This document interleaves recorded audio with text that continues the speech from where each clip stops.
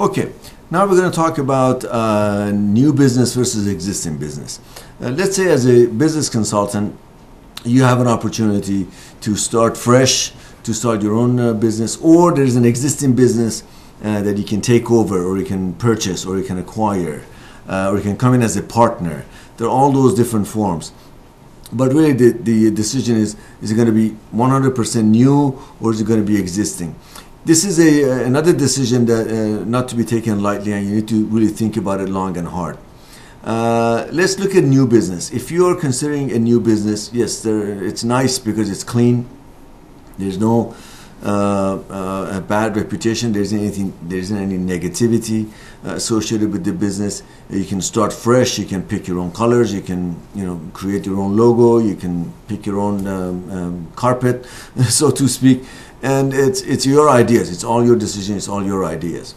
The downside, of course, is that it'll probably take longer for you to be able to generate enough income to sustain your business and sustain your livelihood. So you need to take that into consideration. You really need to have more in reserve to start a new business.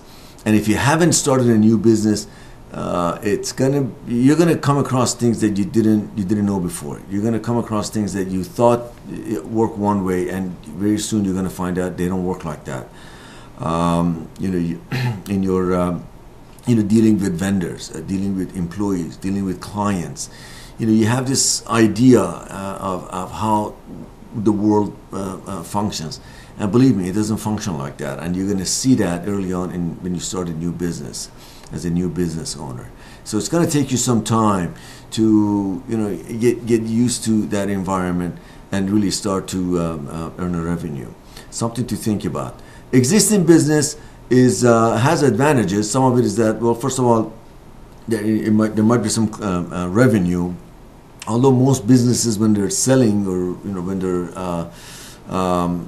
being offered, they're not very profitable. Otherwise, they wouldn't be selling it. So you need to take that into consideration. What it takes is for you, with your new fresh ideas, with your new energy, to come in and really revive this business.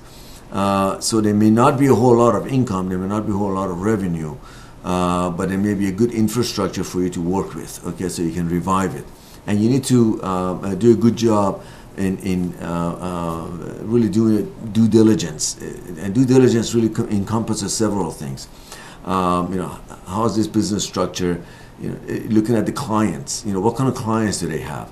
I once did due diligence on a business where 50% of the business came from one client.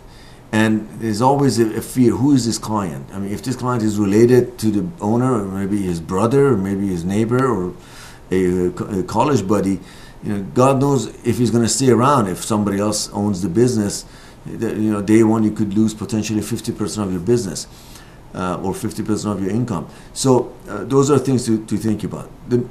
Another very, very important thing in acquiring an existing business is reputation. What kind of reputation this business or this business owner have? That is big. Nothing can kill a business like bad reputation.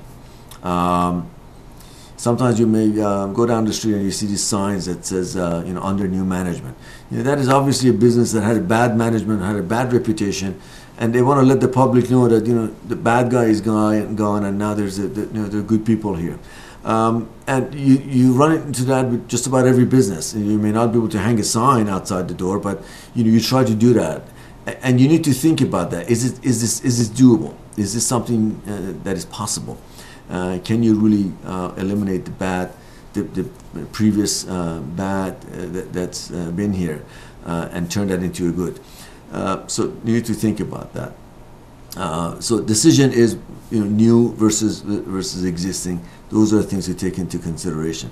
Another important one is debt. What kind of debt this organization have? Is it all in the books? Do you know everything?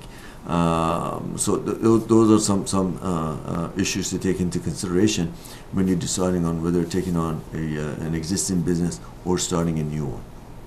Another one is non-profit versus for-profit.